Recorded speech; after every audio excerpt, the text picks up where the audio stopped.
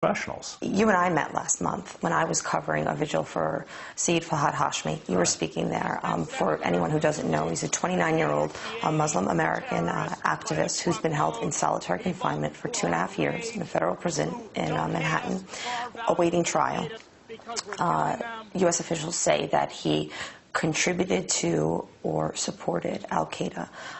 You wrote an article about this, saying that one day we will all be terrorists. Well, because in the Hashmi case is particularly disturbing. First of all, he's an American citizen who's denied habeas corpus and basic constitutional rights, which as a precedent is terrifying.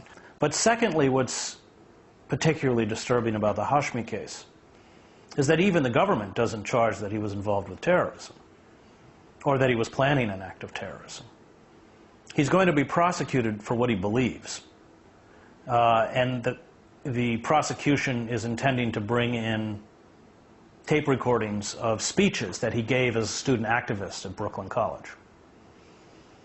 Now, he's a radical Muslim, and he's denounced the United States in virulent terms.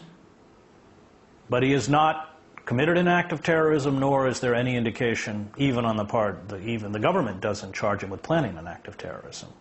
And if we are allowed to strip people of their constitutional rights, hold them in Guantanamo-like conditions within the United States, within New York City, and prosecute them for what they believe, then we have set a precedent that permits the state to effectively banish those who practice the democratic right of dissent.